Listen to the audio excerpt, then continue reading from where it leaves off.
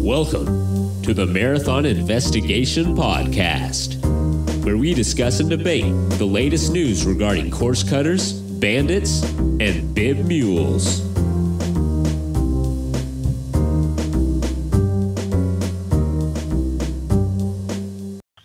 Hey, this is Derek Murphy, Marathon Investigation. This is a Marathon Investigation podcast. I'm joined by my co-host, Scott Coomer. Hello. Hello, Scott. And Scott also hosts a podcast, 10 Junk Miles. Anything else you want to mention there, Scott? No, just 10 Junk Miles. We're available on iTunes, and I also am directing the Badger Trail races, which are coming to you in August of 2019. Look them up on Ultra Sign Up. Yeah, those races sound awesome. I'm thinking about if I ever do a 100-miler, that might be the start because you have a 36-hour limit, and I like that. I would be watching you. I would be watching you very closely. I would expect nothing less. And today, I'm really excited that we're joined by Marc Roy of Sportstats. Sportstats is the largest timing results company in North America. And Marc, welcome. Thank you, Derek. Thanks for having me. Yeah, just real quick, tell us a little bit about kind of your background, Marc, and how you got started with Sportstats. It started all the way back in 1992. I was a race director for a duathlon in a little town just east of Ottawa called the Rockland Duathlon, and we hired Sportstats back then, which was just formed in 1991 to do the results. And met with the owners, and they timed the event for us. And right away, because I was putting on a race, the company that owns Sportstats also put on races back in the day. Called TBM Sports and Fitness Events, and they hired me to help them put on events. And I did that for about a year. And after a year, they needed help on the Sportstats side, and I joined that team. That's like 1993. And because I was bilingual, I spoke French, I was able to go after Quebec races. So back in the day, we had 30 events or so, and I started with them, and we grew the company at about 42 events. By 1994, we got 10 events in Quebec, and I ended up buying the company in 1995. Okay, and how many events are you doing now? We went from 42 back in 95, and in 2019, we're going to do 1,300 events around the world. Wow. Okay, and you say around the world, I mean, that's literally everywhere. Yeah, we do 35 countries right now. Our main office is in Ottawa, Canada. We have an office in Quebec City, a small office in Toronto. We have an office in Vancouver, BC, and we have 3 offices in the U.S., one in Grand Rapids, one in Salt Lake City, and one in Groveland, Florida. Was there anything specific about the timing business that attracted you? I mean, what did you want to be a timer when you were a kid? How did you get into timing itself? The main thing for me is I was already in triathlon. I did my first triathlon in 1988. So I started doing triathlon, which was a rarity at the time. It was a new sport, and mainly in Canada. We just that's how I really got into it. There was a triathlete to start off, and I had the opportunity to also work in triathlon, and that's what attracted me. So at the start, I thought this would be a great part-time job to have. And when I got the opportunity to buy the company, I also thought, hey, this will be part-time. But with only a few, I would say 6 months after buying the company, I realized that this might be a lot more than just part-time work. So I just started teaching. I had a phys ed position and a full-time phys ed position in high school, and I did it for 6 months, and I quit and went straight to timing full-time. Very cool, very cool. I want to jump into I'm real excited to have you here. I think we'll have a lot of education because so really kind of starting off, and I get asked this all the time, and I probably answer it incorrectly as far as the chip technology. As far as what can you kind of explain as far as the timing mat technology and the chips, and what I'm going to kind of lead into is kind of what's causing misreads and what could cause issues with those chips, legitimate, and what can runners do to kind of make sure they're not, that they're getting picked up at timing mats and whatnot. Yeah, the technology has come a long way. If we go back to the 96, 97 years when the first timing chip came out, when they were on the shoe, there was nothing else out there. It was a passive technology on the shoe, RFID, made by Championship, which evolved into MyLapse today. And that was the first one. For 10, 12 years, that was the only technology available. And believe it or not, it's still widely used today. Championship was a solid system It was the first one introduced and was pretty much, I would say, the most robust system that was ever introduced because we still have probably 30 of those timing systems that we bought 20 years ago on our shelves, and we still use them for triathlon all the time. And as the years went by, basically new technologies did come out, and people wanted the chip integrated to the bib. But back in the days, the technology was simply too expensive to have a disposable technology. So MyLapse was one of the first company with ChronoTrack, basically back in the day, coming out with a timing chip available in the race bib. And of course, you have the issue with the human body in the way, and it's still a passive technology. And basically, the detection rate were good, but you needed a piece of foam, and you still need that piece of foam today to make sure you get an accurate detection. But over the years, the timing technologies have remained virtually the same. What's improved a lot is the actual tag itself. You have many companies working on that tag, many companies that are using the same tag in between and very similar readers along the way. And so we've been kind of following everything and using the best technology and the best tags that are out there. So what is if everything's perfect, what is the accuracy rate? If the bibs are worn correctly, everything's perfect, what would you expect just as a typical? We've done many races where we've had 100% read rate throughout the race, from races with 50 people to 5,000 people. We've had extremely accurate, but you do need a perfect day where everybody wears the bib correctly on the front. And you do need a main and a backup system. Anybody that tries to sell a technology that tells you only need one line at the start, one line at the finish line, you'll get 100% read rate. They're smoking weed, that's for sure. So out there today, there are many technologies that are getting closer to that 100%. Most of them are the 98.4 to 99.9% read rate. But when you do everything right, when you tell participants to wear the bib on the front, when you tell participants to not fold the bibs and manipulate it in any way, and when you have a perfect weather day, sunny day, usually the read rates will be in the 99.9% rate. Pretty much. And that's what we've been experiencing lately with the technology we've been using, which is pretty much the highest you will ever go. Yeah, that's great. And I can definitely attest to that. Like looking at Boston results this past year when it was raining the whole time and timing mats were sitting underwater and it was cold and people had their bibs covered up by multiple layers. I mean, it was almost impossible for me to really do any analysis on it to say, because A, I couldn't see people's pictures because they had the bibs covered up, and B, just all the legitimate misreads. People weren't cutting the course. They would just, you had some mats in certain time frames that might be like 80%, where it's just, the mat was just underwater and it just, you just had failed. So I don't think any technology would have performed much better. MyLapse is at the top of the chain when it comes down to results accuracy and results. They pretty much have the best tag in the industry, along with Race Result, basically. Those two technologies, and we've used them. We've used MyLapse for 20 plus years, and we're using Race Result as well now. So those tags and that technology is the best in the market. But again, the conditions were atrocious for everybody last year. Yeah, and I don't know if you saw the article I wrote about the runner who qualified, or he just missed Boston by maybe 3 or 4 seconds. And the reason was he didn't get picked up at the start line. And that was because his bib was turned around behind him. So basically he had to work, found photos, and use GPS, and we were able to get his time adjusted to be a true chip time versus they just defaulted to the gun time. That's why he was left out initially. So can you stress the importance and, bib in the front? Is there anything else that runners can do to make sure they're, not... I think the bib in front is important. I think the race belt causes an issue most of the time simply because the bib is flopping around. The position of the tag is important. So if your bib is flopping around as you're actually running over a mat and it goes actually horizontal, you could get missed on the timing mat. And that's why at all the events that we do, we'll actually place a main and a backup system at all the key points at the start, every key point on the course, and the finish line, getting us closer to 99.9% rate.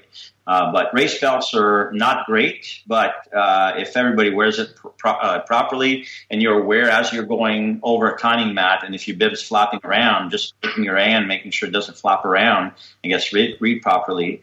Also, not stopping your watch and covering that bib basically and just putting it really close to your body. Wait 2 or 3 seconds once you're past those timing mats and then stop your watch.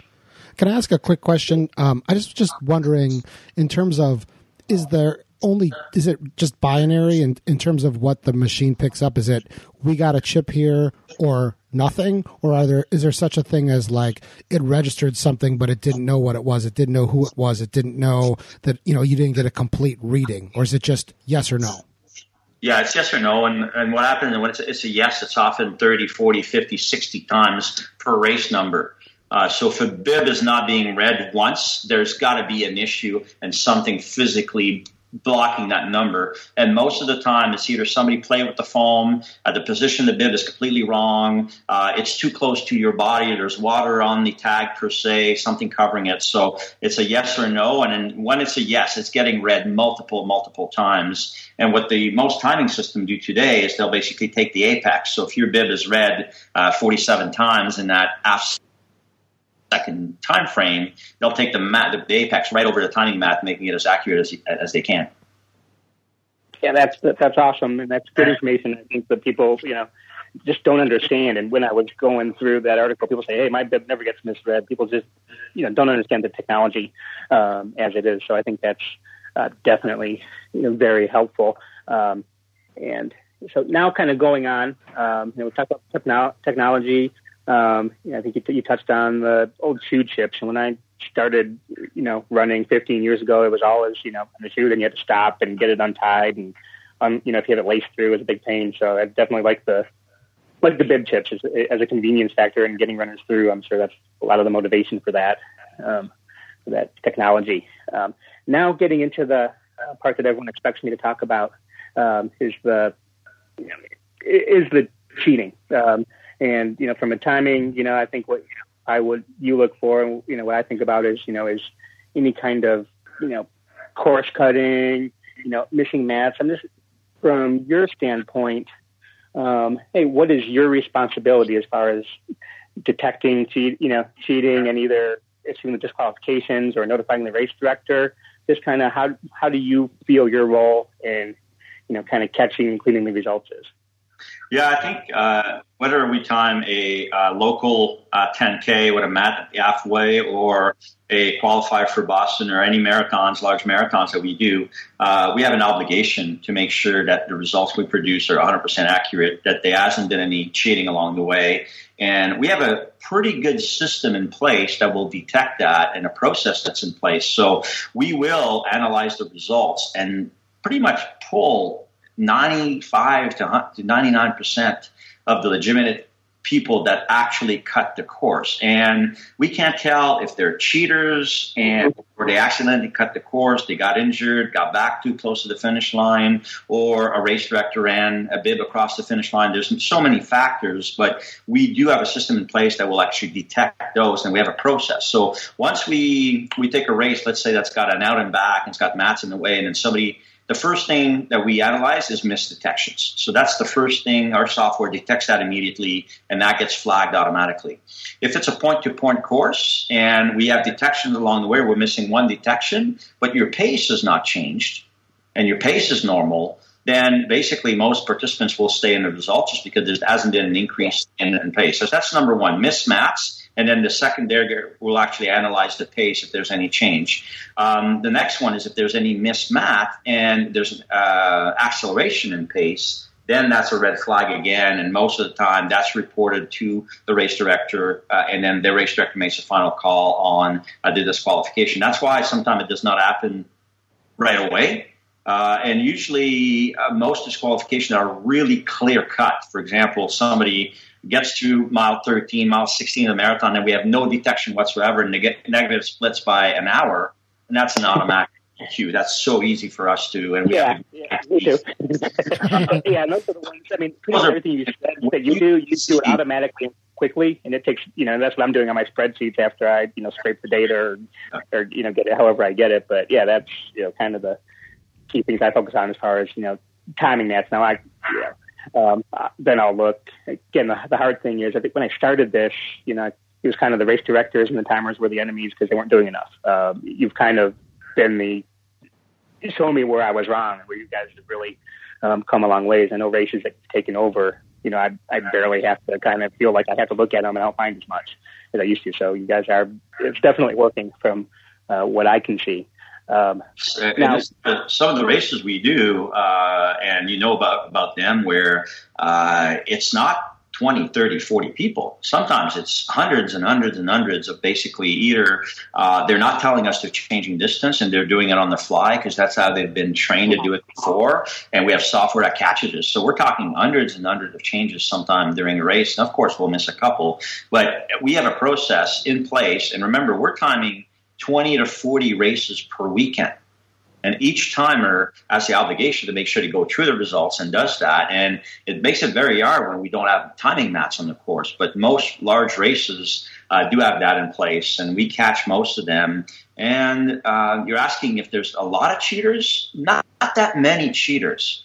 But we do catch the odd one, and usually we're able to go back and verify on Sportstats the past races they've done, as you've done many, many times yourself, to see if it is person able to run a 3:20 marathon, or the best he's done is a 4:09 or something fishier right away. So we do that all the time as well. We use our own system to verify their results for sure. Yeah, I think that's the benefit of being as large as you have. You have your own database, which covers a heck of a lot. But yeah, I see that as well. There's, usually that's when I kind of get into the photos, and there was one I wrote about today in Philadelphia where, before I even saw the photos, I saw what I did was same thing, compared runners' results in 2018 Philadelphia versus 2017. He went from 5:20 to a 3 hour. I checked more history. Everything was 5 hours. So I just waited for the photos to prove it. And he won the age group. It's one of those things where, you're sure they cheated, but you have to look at the photos to verify, which kind of brings me to the point. Do you, work directly with the race photographers to kind of coordinate? Maybe they get, maybe get some timing data from them. Because I know I have in the past gotten timestamps on photos and locations to kind of get my own splits where it wasn't picking up, that kind of thing. Yes, and it's actually the other way around. We actually provide actual timing data to every photo company post-race, so they can actually pull the photos much quicker. They can actually cut the videos from our timing data. Without our timing data, they would be actually pretty much not being able to identify all the photos, because they still have a process where somebody physically looks at every photo and identifies them. But using our timing data, they're able to accelerate that by cutting it from 5 days to 24 hours. So we have a photo company in Ottawa, actually, in our office that we worked with all the time to get photos. So if we did miss something, and we have video cameras, of course, that we can go back on and verify the video at that time. And most of the issues we're getting now is those bib swapping. Is people basically thinking that, hey, I'm just going to give my bib to my buddy, and they don't realize they're going to screw up the results, screw up the age group, screw up the gender, because often that happens. And that happens, that's probably the first problem that we have right now is bib swapping. Yeah, I've been writing about that all the time. Again, and I kind of differentiate between bib swapping, which is like you said, hey, I can't run, just take my bib, not really thinking about it. So kind of an innocent bib swapping. If that can be, versus, the bib muling where, hey, run with my bib, and then they run with less time, and that person uses that time to run Boston themselves. So those are two very different things. Yeah.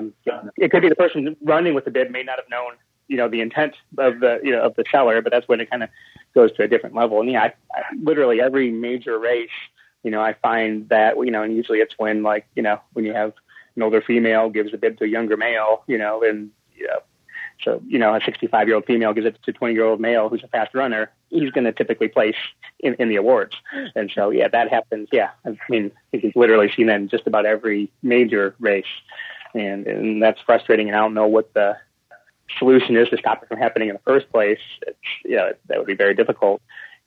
Have you seen anything as far as solutions on the rise? I've kind of advocated. I think what about the wristband kind of thing? I think Berlin does that, or some. I think Ironman does an excellent job of this. Just to give you an example, where they will ban both the user and the giver of the bib up to a lifetime ban if this happens. And we've had some people they can't race. They'll go in, pick up their race kit, give their bracelet, give their bib to somebody else. They race, and that's even worse, especially on a distance like that where they haven't signed the waiver. They're out there with the wrong medical information. That goes through every single race. They just don't realize the issue that they could be putting themselves and everybody else into. So there's, like you say, there's the actual person that's looking to cheat, looking to actually replace somebody. And then, or there's the people that are actually running for others as mule, and you've caught a lot of those over the last couple of years and put a lot of groups out there getting more and more difficult.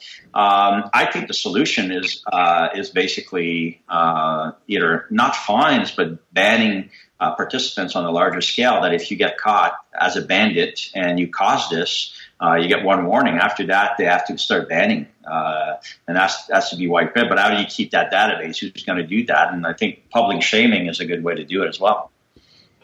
Yeah, and that's kind of that's where Scott and I differ, and that's kind of why Scott's my co-host, to kind of be someone to keep me in check, to keep me from going crazy with with that. And so I think that's kind of. I was on Scott's podcast, and he'll probably repost it at some point. Where we called it a 2-hour argument. so he's kind of on the opposite side, and that's where I struggle with that with every article I write. It's like, okay, what's kind of the give and take? Yeah, this person, I mean, there's some people where I write where I feel bad about that, and others it's good. But there was there was a woman at Disney who, and she literally, we don't know how she got the bib, but she picked up somebody else's physical bib either, and you have to go through a lot of process. There's photo ID and date of birth, so she had that information somehow or was inside. She stole someone's bib, and she actually got handcuffed going to the finish line of the series of races. So she got caught the first day. We knew who it was because she'd done it before. And then the next day she ran into her own bib, and she got pulled off, the finish medal taken away, and she was cuffed right on the course. And so, it's, and I wrote about that, of course, and, other ones. So I think so. Writing about it, the deterrent effect is kind of where, if we just quietly do this, it doesn't deter anybody. Well, and I just want to be clear about the publicly shaming part is that, in my opinion, so let's say that you catch someone and they get disqualified, they lose their medal, they don't get their award, or they don't get their result, and they have to go home and tell their family why they didn't get a medal. That's one thing. And it's not so much the fact that you're out there writing about the fact that they cheated. It's the 14 million people on Facebook that go into the screw that lady, she deserves to die. She's, like that vitriol and that pylon. That's the thing that makes me uncomfortable. Yeah, it makes me uncomfortable too. And they kind of sometimes, like how much do I try to hide? People always figure it out. From the day one to now, I'm much more conservative. There was one a couple of weeks ago that I got very uncomfortable with. And this woman, she did it. She, didn't, admit to it. It was kind of multiple times cut in the course, multiple age group winners. It's a small local race. She took the award. I mean, so she was, kind of on the upper end of, kind of sleaziness, but still with the, she had posted on her Facebook, don't believe everything you read, and left it public. So everyone's responding, and she never came back onto it. So, and I can't moderate her page. I can only moderate mine. I can ban, so it's like, but that made me feel uncomfortable as well. So I'm not alone there, and yet I know if I didn't write the article, that probably wouldn't happen. It wouldn't have happened. I have one other question on this. With that internally. I know we're going to get stuck in the weeds on the ethics of public shaming probably on every single interview that we do. But, my other question for the time range with respect to cheating is, like we talked about the fact that sometimes you can look at the timing results and say they negative split by X amount of time, or, there's some sort of abnormality in the data such that you're sure that they probably cheated. Are there instances in which you look at it and you say, there's obviously got to be a spectrum, right? Like for example, I negative split my marathon by 10 minutes. Maybe you say, ooh, that seems unlikely, but I can't really go all the way to being a cheater. Like, where do you draw the line, and how do you make those distinctions? Or do you just say, race director, this is the facts, it's up to you? Yeah, we start, in our result, we set at 3% acceleration. That's where we flag. So 3% acceleration, we flag that. So if you basically miss a split, that's a flag right away. And then on top of that, we also have a detection after halfway that if you go 3% faster, that's also another flag, because you could hit every single mat along the way. And we had a triathlon a few years ago where the last 12 miles of the race, this lady covered that last 12 miles faster than the top male pro on the bike, even though she did it every mat. How do you explain that? And she was 65 years old. How do you explain it's not? It's impossible. So she had to physically get into a vehicle and get to the finish line and cross the bike and that. So that's the thing we do. So the 3% is when we start looking at. But missing splits. And you're right, like you say, if there's no acceleration or very little acceleration between, if you look at the amount of people that negative split a marathon or half marathon, it's tiny. It's minuscule. Yep. So, and then if to do it by 10 minutes, then that's when like big red flags go on right away. Yeah, and I know for like missed match, and again, when I started, like, hey, you missed a match, you cheated. I think, maybe not quite to that extent, but, I found all kinds of, okay, hey, this mat picked up on the other side of the road, and so more than one person has this pattern. So I know there's a lot, that goes into it. I'm more sympathetic and less likely just to flat out call someone a cheater, but, kind of what I do, hey, this person, I'll go through all the major marathons. Hey, this person missed multiple mats in this race. Okay, they're kind of flagged. Oh, hey, they missed multiple mats in another race. Okay, now what's really going on? Maybe they're always wearing their bib wrong, or maybe there's something else. So, so it's definitely interesting. So, as far as keeping on the cheating topic, what's kind of the most egregious or most kind of interesting, instance that you came across, and was it one I wrote about, or holding back?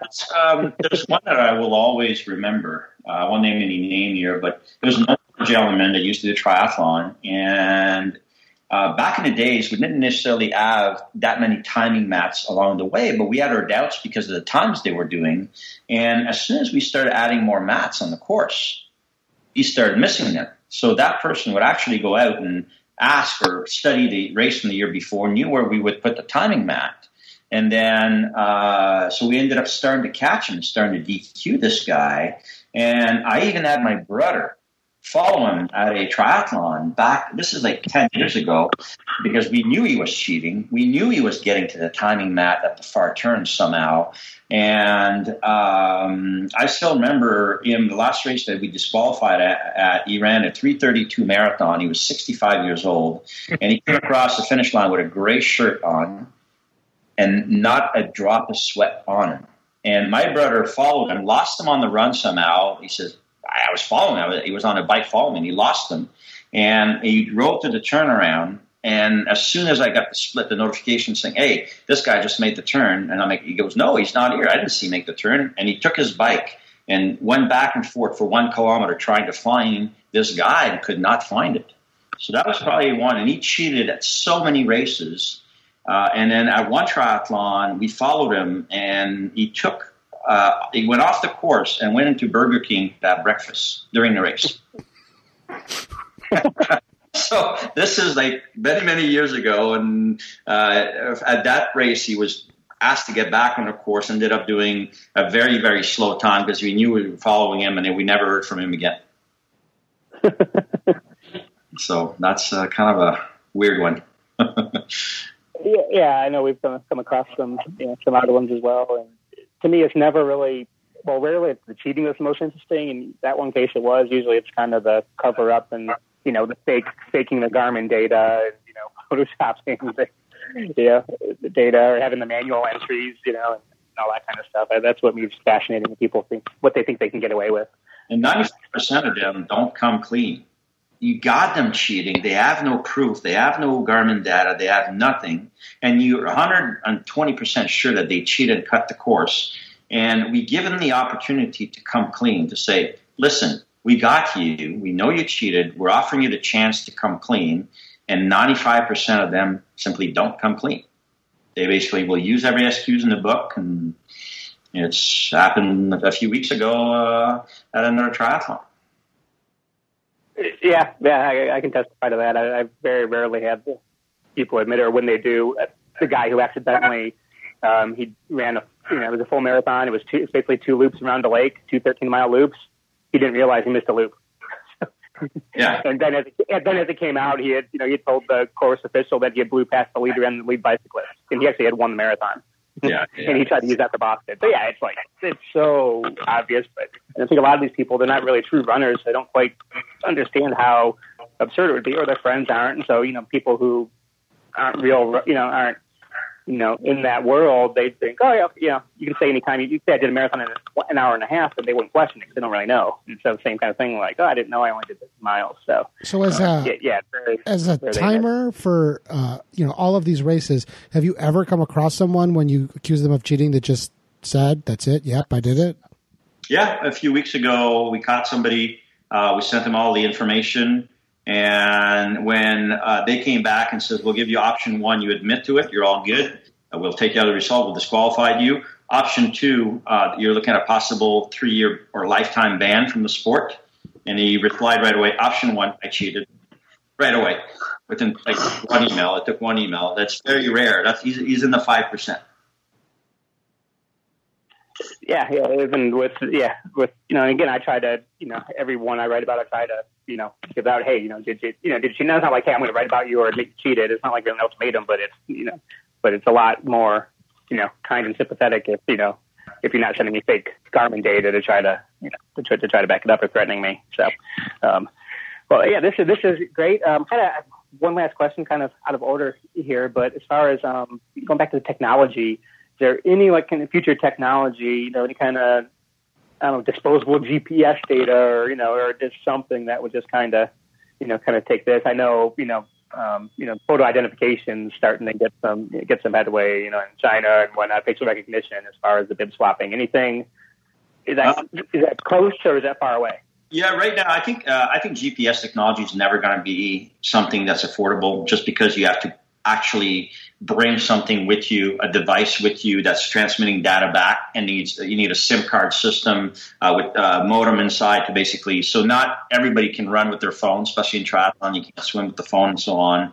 And then so many companies have tried, and so the best solution right now is still multiple mats along the way. What's going on is there's a company coming out with a new timing system that will be that you can put out the day before the race on the post on the side of the road, and you can add them every half mile because they're going to become more and more accurate and more affordable. And so you basically create a 50 split system along the way, which makes it almost impossible for people to cut and giving more and more data. And you look at Ironman right now, we're putting out sometimes in Arizona a few weeks ago, I think we had 820 timing systems on the run course. There's no way to cut that run course whatsoever. You can't. Same thing in Ain City. I think we had 20 timing splits on the run course. So the more adding more and more splits. There's another technology out there as well that it's called a track box by Race Result, and it's designed for triathlon and small races. And it's a transponder on the ankle, and it's just a box that you put on the side of the road, and it's got 150 meter range on it, and it will read every chip that goes by, and the machine's got a 3-day battery. So you can actually set them up before the race. We tested it in China a few weeks ago, and we had 43 splits on the bike and run course. So that's I think where technology is going to be going in the next couple of years. Just making the existing technology more affordable so you can do more, so you can have more. Yeah, and then the new trackers we're using as well are getting better and better and better with prediction time, with data coming in, analyzing that data, detecting the pace changes with the main thing. You can put a lot of pre-requests in there saying if you don't hit this mat in order and so on, it flags them automatically. So there's a lot of, I think most timing companies don't take the time to use the right software to do all this, and having a good combination of a good timing technology and a great software and great timers is going to make it a lot easier for us to find those for sure. Very good. That's anything else you have, Scott? No, I think he covered it. I still don't understand why whatever it is that is in my phone that can be a GPS, we can't just make a smaller version of that so we could track people the whole time they're out there running. But yeah, we there's a device that's $30 to give you an idea. That's out there. That's available today. Alibaba. You go to China, you can buy the little device. It's got about a 12-hour battery life. You put a SIM card in. Then who's going to pay that $9.99 or $5 a month SIM card plan? And who's going to pay the overage on data? So imagine if I had to buy 10,000 of those units, and they'd be sitting. Okay, I can buy 10,000 at $30 each. That's $300,000 investment. Good deal. Then I got to pay $5 a month per device. So there's no timing company that's going to invest that kind of money. And then nobody's going to want to pay for it. Everybody wants it. Nobody wants to pay for it. So that's, I think, why it's there now. It's just not feasible for running when they bitch and complain when they have to increase their entry fee by $10. They're not going to want to pay an extra $10 to have the device for today. And then we're going to lose 10% of the device. To give you an idea, we use 800 of those timing pro chips a year we use in triathlon. And they're a pretty penny for each. So we spend $30,000 or $40,000 a year easily just on lost transponders. I know they're not losing them; they're ditching them on the side of the road. We've come across that. I lose it every race. I have to send her the invoice. That reminds me. Yeah, I see that. Okay, well, hey, Marc Roy, Sportstats, thank you, and thank you for all the support. And again, I think you're kind of the gold standard from what I've come across as far as timing.